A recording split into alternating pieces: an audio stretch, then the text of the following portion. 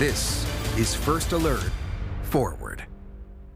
A major development in the ongoing data center debate is shifting into focus this week as St. Charles leaders have a final vote in front of them to permanently ban data centers. This is Forward. I'm David Amilati. An area developer tells me the decision to ban these facilities could leave billions of dollars on the table in investment. As First Alert 4 investigates, asks questions about political influence and what was happening behind the scenes the last several months. For supporters, they're worried about all the money that's being left on the table. But for opponents, they say this is a fight for the future of our community. The data center debate in St. Charles goes back to last August when Project Cumulus, a proposed data center near the city's water wells, drew standing room only crowds at St. Charles City Hall. We're right on top of it. We're right there. Residents raised concerns about environmental impact, noise, power use, and how close it would be to homes. That we would allow somebody to build on our water source. That's where we get our clean water. It's already considered a contaminated site. The project was pulled before a vote. We did a bad job at it. We did not get out the information that was necessary. Weeks later, St. Charles passed a one-year moratorium. And this is probably a good step on the part of the council just to let everybody step back and take a breath. If the project is as great as it was supposed to be, then a year won't make any difference. Imposing a temporary ban risks signaling uncertainty at a time when other regions in Missouri and across the Midwest are actively recruiting these companies and reaping the rewards of their investment. Now, before that one-year moratorium is even up, St. Charles leaders are getting ready to vote to ban data centers altogether this week. A project like this in St. Charles could see $2 billion worth of craft labor, construction payroll, $2 billion with a B.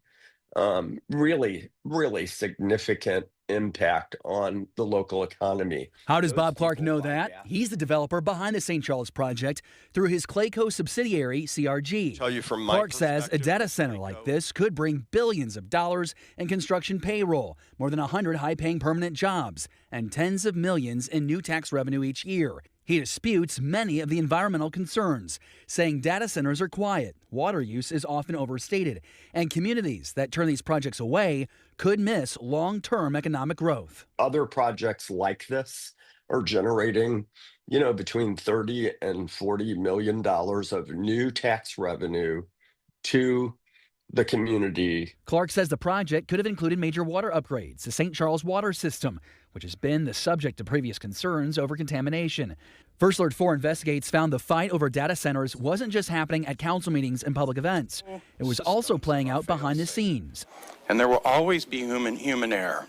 I'm totally okay with systems like this, but not in that location. Bob Burns was a regular presence in the St. Charles data center debate, often seen at public meetings and hearings as the fight unfolded. Please deny this permit.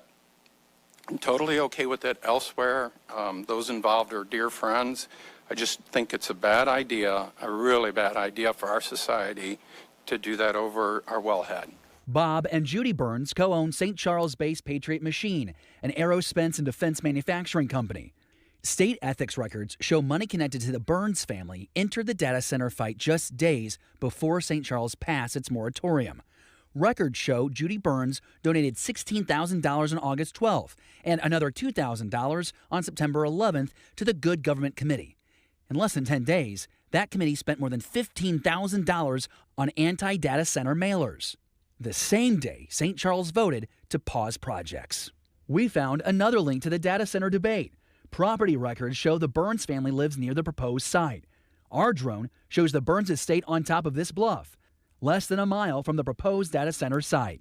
First Alert 4 Investigates reached out to Bob Burns multiple times for an interview. In a statement, he says, "At this time, I cannot allow myself to be distracted without a critical need. I will continue to be ready to help provide leadership in protecting our St. Charles, Missouri citizens and businesses and advancing their present and future best interests."